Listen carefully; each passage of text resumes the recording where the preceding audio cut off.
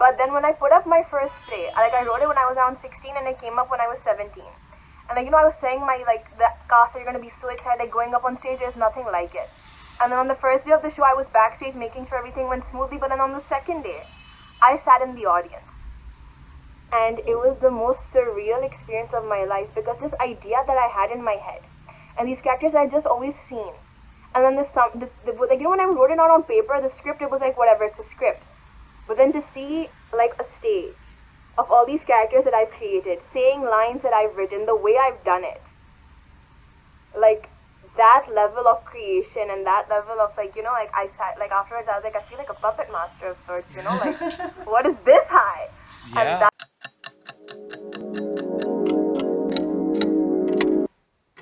What is up, you guys, and welcome back to another Fire podcast. Dude, guys, these intros just keep getting better and better, and the people that we have on the show keep getting better and better. Over here today we have Elsa Sajjad. She is a playwright. She's a filmmaker, into a drama, screenwriter. and a filmmaker. Yeah. And dude, guys, she is one of the more impressive people that we've had on our show because she started her own theater company or her own theater venture back when she was 16 years old. Company. And guys, I don't know what you guys were doing. I don't know what you guys were doing when you were 16 years old, but I was literally just like eating Cheetos and drinking Milo. So Salman, I want you to take it over from here and let the guys know what's up. Man, that sentence about drinking Milo hits really hard. That's all I did when I was 16. Like that's one thing I really miss doing. Is just going to school and every day you get like at least 2 Milos and you just waste time at that canteen. But yeah, we've got Elsa with us, and what's really cool is she likes writing, which is why she set up her own production company, because she just wanted to just write a play, right? You wanted to be in a play, and when you didn't get a chance to do that, you were like, okay, I'm gonna make it happen. So of course I'm gonna let Elsa talk more about that, and then we've also got so many more interesting things about her that we've got to talk about. Guys, I just want to point out off the bat that whenever Elsa produces something, it's all the money is for charity. It's usually focused around social issues and whatever, and I think it's really cool that we have someone who is not only in the film industry or the theater industry, but is also trying to make a difference. Very what's the word? Very That's impressive. you're putting a lot of work into it, and that's really cool. So also, why don't you take over and tell us a bit about yourself? Yeah. I think you guys have mostly covered like everything that I usually use to introduce myself. But yeah, Goddamn. no, it's fine. Like you did a better job than I would have. Ah, shit. No, it's fine. No, but yeah, it's all true. I write plays and I produce them, and we try to give the money to charity most of the times. Basically, I think in the last play we couldn't, because we kind of had some debts we needed to cover up, and there was like this whole financial issue. But most of the times we do try to, and at the very that's just because I think we try to use theater to bridge the ideological gaps, like to try to get everyone on the same page, and the money is to try to make a practical difference. So that's the point of doing both things simultaneously, and we try our best to do it. But obviously the production needs money, so if we get sponsors and if we get enough sponsors that can cover the cost of the play, then all the money goes to charity. But then sometimes we have to take some out of that to cover the cost, and then the rest of it goes to charity. So it's a bit of an up-down situation. I mean, that's fair. Yeah. You don't have to really explain the money to us, because me and Saad were in a play, and we know that we lost a lot of money, not personally, but our school definitely didn't make any money at all.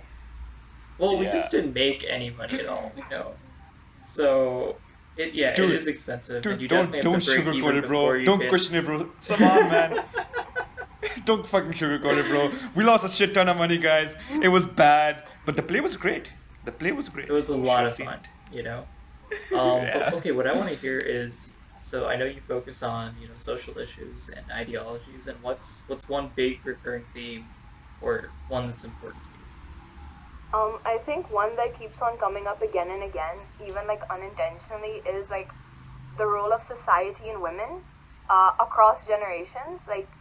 Because you have an array of characters, and you always have them from different socioeconomic backgrounds and different age groups. So one thing that ends up coming out, even when I don't intend for it to, is just what it means to be a woman today in Pakistan, and like, you know, what are the limitations, like, you know, just what does it mean to be, like, what does it mean to be a woman, the good and the bad. That's good. I mean, given that Yeah.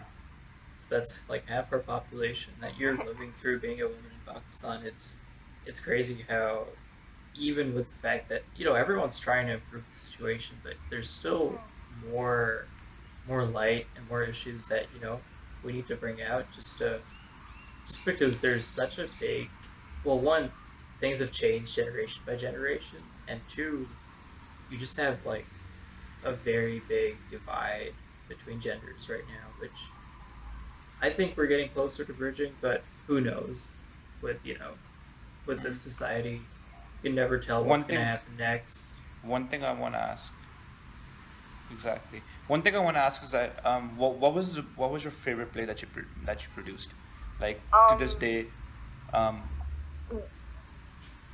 there, like, I think my favorite play, like, I have a lot of funny plays, and they're very funny, and sometimes when I'm yeah, really yeah, sad, I'll just, like, go and I'll watch recordings and I'll just laugh, like, for a really long time. But I think my favorite play which shit. I did was this play, yeah. Wait, No, but you laugh at your own. Wait. Are you the type of person who can actually appreciate your own work? Because there are a lot of people, a lot of artists who, when they watch their own comedies, who when they watch their own stuff, they often cringe out or they don't laugh at their own stuff. So, can you oh, actually appreciate I your stuff super for what it cringe is? out. I super cringe out. But the thing is, like, All when right, yeah. So that I've been happens. doing, I've been doing this for so long, and I feel like you need to give yourself room to make mistakes. And I think that's something that really helped when I started so young. Is ke, like, like, this would be my line. Ke, it might be like, not the best thing ever, but I'm 16 years old. What do you expect? And I'm working for free, so what do you expect? There's a limitation as to how good it Mm. can be. So, like, I do try to give myself that leeway, because I feel like if you don't, then it just becomes like this horrible monster. But yeah, It becomes toxic. yeah, The it thing that becomes you very love becomes so toxic. toxic. It starts penetrating your mind, your heart, and you start even resenting the work that you do. I feel like that's a very important Exactly. lesson for everybody who's watching. Guys, don't be too hard on yourself. Just produce stuff, and eventually it'll get better. It gets better over time. Yeah, like, I do this for everything I do. Like, just do your best, and then what happens happens. Give it 100%, and then after that, it's Oh really yeah. out of your hands. So yeah. But my Damn. favorite play That would is a good mindset to be, have. yeah.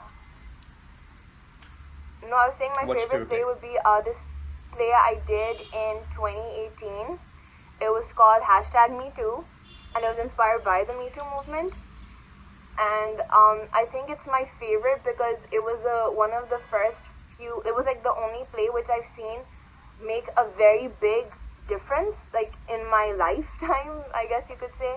That the play was again very satirical. There was some comedy in it, but it was very emotional as well because it tried to discuss sexual harassment in Pakistan and again how it's processed and dealt with. And like the play happened, it was over, and it got a lot of good publicity. But then, like, I think 4 or 5 months after the play happened, a friend of mine, like someone I knew, posted on social media coming out with an experience of harassment, which a lot of people would normally not consider harassment, because again we're still trying to navigate what those boundaries are before, like, even one of the biggest points the play was trying to make was कि लोग सिर्फ समझते कि rape harassment होता है, but there are so many micro ways in which a Right. woman can feel uncomfortable and feel harassed. So a woman had a kind of situation like that, and then she posted about it, and a lot of people came up saying, we saw Elsa's play in the winter, and before that I didn't really get what you were talking about, but now I understand what you're saying, and I'm so sorry that this happened to you. And a lot of people are like, we were there when it happened, and now when I look back after, like, a lot of people were citing the play, like, we watched this play, and now we get Oh. what's happening. And like at that point, like that night, I was like crying. I was crying and crying and Oh. crying, and that's when, like, and at that How point, amazing did it feel? it felt really good because How at that how time amazing did it feel that your own work is getting so much recognition in a positive light, and it's affecting people in a positive way? Like, dude, that feeling, nothing hits home better than that feeling, I'm assuming. it was like one of the best. Like, Yeah. I think I just finished like my A levels at that point. Like, I was getting ready to go to uni, so I was like, this is Oh. it. That's done with, like, the theater thing. It was a phase. It was great, but like, I have to move on with my life. And then this happened, and I was like, how can I move on? And I even, like, I sat down and I told my mom, I was like, if I never make a play or a film as good as that film, I made that one. And it helped it ended up helping a lot of people because it, like, it was a good way to start a conversation. But I think, but it helped that one girl for sure. And it made that difference. And then I felt like, whenever I talk about it, I can't like stop smiling whenever I talk about it to this day. So it was really like, that was my favorite play. That is impressive. Yeah, that was That my is really favorite nice. play. Yeah. I think it reminds me of the I love saying asking that, this like, type of question. if you save, like, if you help even one life, then, all the effort's worth it. And in practice, Exactly. that's always a good worldview to have. So, what were you saying? I love asking this type of question because it really brings out those positive emotions that you're feeling at the time, and it's emotions is what makes the entire experience, like, what it is and all that. And I'm so glad I asked this question because it brought out that experience, and it brought out that memory of the most high that you probably experienced in your career. So I'm pretty sure that high will be like nothing compared to what you achieve in the future. So I am excited to see what you do next. Considering that you did that when you were in A levels, let's see what you do next. Yeah. I am excited. I'm sure there's many big things to come. Yeah, hopefully. If we Yeah. ever Do you have survive any it, plans? yeah. Do you have any plans for a play? Do you have any plans for a play? No, so what I've done now is, so that's something, the reason why we usually use A-level students is because I want to show people that theater, again, isn't this big boys exclusive white club that I feel like that's how it was marketed to me. That, it's a very elite activity and it's a very, like, Western centric activity, and it's like not a place for children. So that's what I really like to get A-level students involved, to show them it can be fun, it can be desi, it can be involved around your own experiences. And and also it takes a lot of time, so I feel like right now I have to give more focus on film because I feel like I have done a lot of work with plays, but the production company still exists.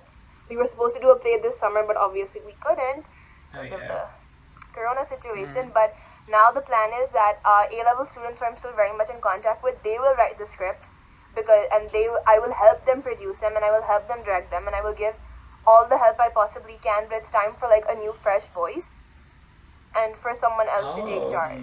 So that's So you're the plan becoming now like that- a mentor. Yeah, you could say that. You're like, raising your little army of film writers and playwrights. That's what I am- everyone says. Yeah. I'm really curious. How was like we just talked about this? Like you just said that you have this thing inside you where you want to have control over everything. So how does it feel to like let go of that control and pass that torch on to somebody else? Like I'm sure it's like not the most easiest thing to do. So explain, like let's talk about that. It actually was one of the easiest things for me to do. I know that sounds very Really? contradictory, but I think that I only need to have control. Whatever project I do, I need it to be the best it possibly can be. And if I feel like people on the group or on the team are lagging, then I will feel the need to seize control. But as long as everyone is doing what they're like their level best and what they're supposed to be doing, then I'm very much okay with letting people do what they want to do. So even now I'm very fortunate that even after I graduated through A levels, I was still very much in touch with people from that age group. So I really trust the people who I've handed it over to and the people who are taking over the next projects, and I know they're gonna do literally the best that they possibly can, and it might even be better than anything I've ever done. And that's something I really hope that's what happens, that it's better than anything I've done. It sounds like they're really good. I feel like I'm I can't I'm hear glad you anyone don't have saying an the ego. same thing I'm about glad you don't have someone an like ego yourself, attached to you you. know? Yeah, I'm glad you don't have an ego attached Yeah. to your own work and everything. Like you're like I hope somebody does a better job because I like how you have like your vision attached towards the bigger picture where if somebody else does better than you, it makes the world of theater a much bigger and much more inclusive place, and it just makes it a happier place overall. So I like how you don't have your ego attached to that, and that is very, very important for long-term growth. I've learned that the hard way. Yeah. But Okay, and before we turn away from the topic of theater, yeah. I do want to ask a slightly heavier question. What are like some barriers to entry or just, roadblocks that you face? They could be like personal, professional, social, like, just in life. So I feel like I'm very fortunate that I really haven't had many roadblocks. Not to say that they don't exist, but I've just been very privileged in that sense, where my family's always been very supportive of everything I'm doing, and they've always, especially I remember when we were doing the first play and we needed sponsors, They called all their family friends, everyone gave money, they were very supportive. My mom shows up to, we have like 2 to 3 shows for each play. My mom will come to all of them, and she doesn't even know how to use Facebook and WhatsApp, but she will still somehow get the word out. So, like, I've been very, very lucky where even my dad, my dadi, my nana, my nani, like, there's like an entire row of just my family. And my sister specifically, like, she's been my manager, she's been the head of productions, she's been an extra, she's been a main lead, like, anything I ever asked her, they're always there. Yeah, my family's always so heavily involved, so I've been very lucky really in that sense. And I think that's why I feel so deeply about the production company, because I know not everyone's had these privileges. And that's why I like to use what I've been given to try to give back. It might not be the best, it might not be like the biggest contribution, but I feel like it's the best that I can do for now. So like even in the summers, like, we use my house for like rehearsals, and I feel like it's a safe space for everyone to just come and just practice and be as insane as possible, because the plays are as insane as possible. There's like wigs and costumes and like confetti and music, and it's ridiculously theatrical, and like, and I feel like we're all always told, tamiz se baitho, log kya kahenge, and like this is this, like, just go and do what you want. So it's fun. Exactly. And, That is. I feel like really nice. I feel like since Salman and I both have experience on stage, right? Dude, I'm telling you right now, Elsa, nothing in life or very few things compared to the high of being on stage. I shit you not. The moment you're on stage and the moment you're in front of like 100, 200, 300 people, dude, that high is insane. I have never felt anything that strong, like, ever in my life. And I feel like that's addictive. Anybody who gets on stage once has to go on again and again and again. And I don't know if it's true for everybody, but for me at least, I'm mind blown by that entire world. So yeah, continue. No, for me, I totally get what you're saying, because I used to act as well. That's how I even started directing. I just wrote a script one day, and then I just went to rehearsals for the fun of it, and I saw how people were like rehearsing, and I know that's not how I would have done it, and that's just how I became a director. But then when I put up my first play, like I wrote it when I was around 16, and it came up when I was 17. And like, I was saying the cast are going to be so excited, like going up on stage, there's nothing like it. And then on the first day of the show, I was backstage making sure everything went smoothly. But then on the second day, I sat in the audience. And it was the most surreal experience of my life, because this idea that I had in my head, and these characters I just always seen. And then when I wrote it out on paper, the script, it was like, whatever, it's a script. But then to see like a stage of all these characters that I've created, saying lines that I've written, the way I've done it, like, that level of creation and that level of like, like I sat, like afterwards I was like, I feel like a puppet master of sorts, like, what is this high? Yeah, and that's how like it's it was control. Going on. It's the it's like control. That control freak is coming out. Yeah. No, it's like word of awe what your brain can do. Like, you see something and then it's there. Like, you envisioned it and it can happen. And I feel like that was such a great height and keeps me motivated to this day. Like, whenever any project seems so impossible, I'm like, but that high you get when it's done, and when something you thought you couldn't do, you do. That was like, okay, must do more. Next playtime. Elsa, I love talking to people like you. It's because you guys understand the natural highs of life. It's because people like you understand, sure, it's going to be hard. Sure, it's going to be a shit show for 3 months.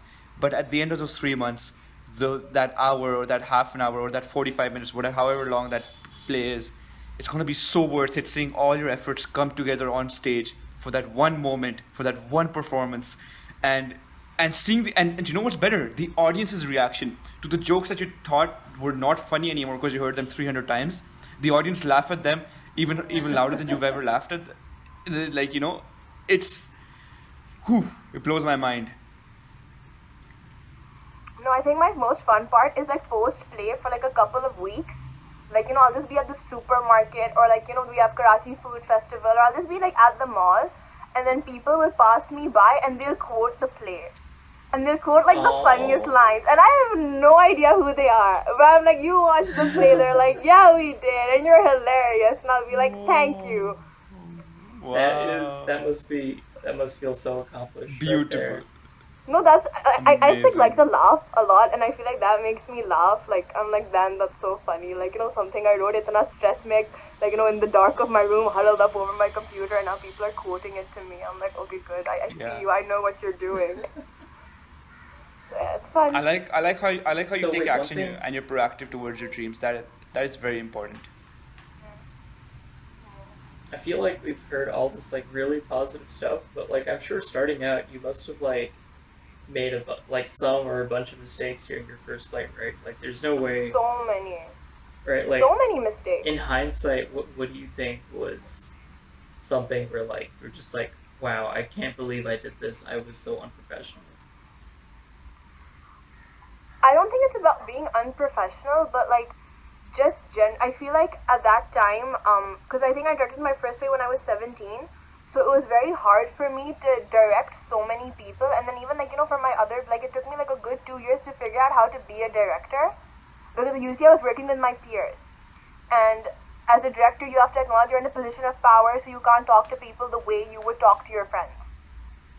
So figuring out that Yeah. Mm-hmm. dynamic and what it meant, like those were it was very hard, and I did make a lot of mistakes. Sometimes when I look back at the plays, I'm like, oh my god, that plot is so cringe. Why was that there? This could have been better.